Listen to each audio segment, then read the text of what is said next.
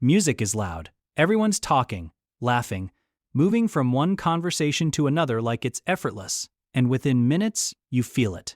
That quiet discomfort. Not panic, not fear, just a strong urge to leave. And the worst part, you don't always know why. So you tell yourself things like, maybe I'm just antisocial. Maybe I need to be more outgoing.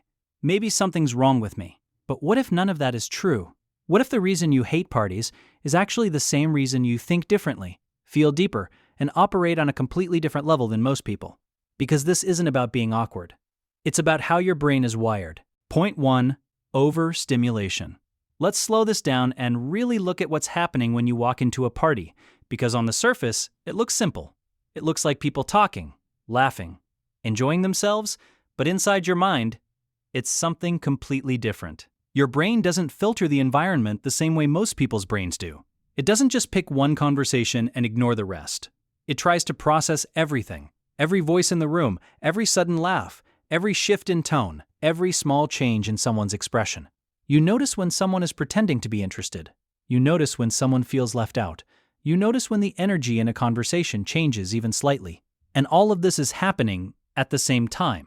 Now imagine trying to stay relaxed while your brain is constantly scanning, analyzing, and interpreting everything around you.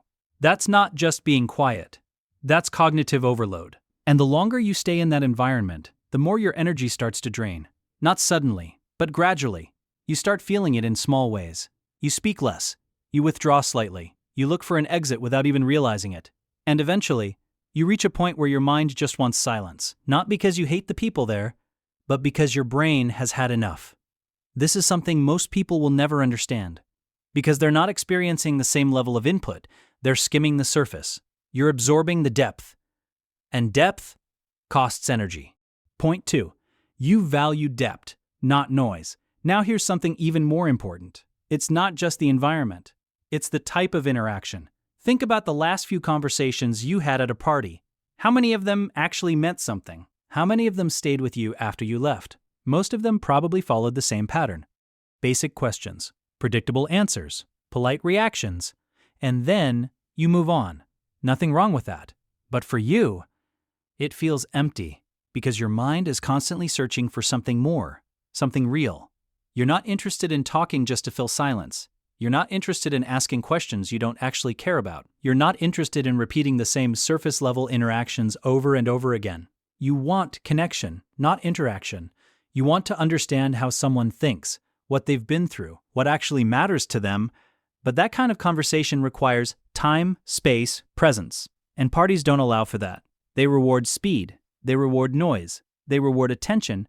So you find yourself in an environment where the things you value most barely exist. And that creates a disconnect, not between you and people, but between you and the environment itself. Point 3. You observe more than you speak.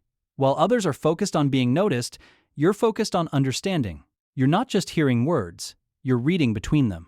You notice when someone is trying to impress others. You notice when someone is slightly uncomfortable but hiding it. You notice when a conversation feels forced instead of natural. And because of that, you don't feel the need to jump in constantly. You don't speak just to stay relevant. You don't interrupt just to be heard. You wait. You watch. You process. And when you do speak, it usually has intention behind it. But here's where the misunderstanding happens. From the outside, this looks like shyness, lack of confidence, disinterest. But internally, it's the opposite. It's awareness. It's control. And in environments like parties, that trait doesn't stand out because the environment rewards visibility, not depth. Point 4. Your energy works differently. Let's talk about something that explains almost everything. Energy. Not motivation, not confidence. Energy. Because this is where most people get it completely wrong. They assume that if you don't enjoy constant social interaction, there must be something missing.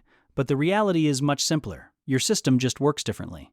For some people, being around others gives them energy. It stimulates them. It excites them. It keeps them engaged. But for you, it's the opposite. Every interaction takes something from you, even good ones, even conversations you enjoy. They still require attention, emotional processing, mental effort, and over time, that adds up. So when you leave early, or avoid certain environments, or choose to stay home instead, It's not because you're avoiding life, it's because you understand something most people don't. Your energy is limited, and where you spend it matters. When you're alone, you reset. You think clearly again. You reconnect with yourself, you regain control of your mental space. That's not isolation, that's recovery. Point 5. The real strength. Now here's where everything shifts. Because up until now, you might have seen these traits as limitations, something you needed to improve. But look at them again. Really look at them. You notice more than most people. You think deeper than most people. You don't chase attention. You don't rely on noise to feel present. You don't need constant validation to feel okay. That's not weakness. That's self-awareness. That's control over your own mind. And in a world where people are constantly distracted, constantly reacting, constantly seeking approval, that kind of control is rare. Very rare. The problem isn't that you don't fit into certain environments. The problem is thinking you're supposed to. Because once you understand how you're wired, you stop forcing yourself into places that drain you. And you start choosing environments that actually allow you to thrive. And that's when everything changes. So the next time you feel out of place in a loud room, don't question yourself. Don't force yourself to fit into something that doesn't align with you. Because not everyone is meant to thrive in chaos. Some people are built for clarity, for depth, for presence. And that's not something to fix. That's something to understand. And once you do, you stop trying to become like everyone else and start becoming more of who you already are. Please follow and subscribe for more content in psychology and motivation.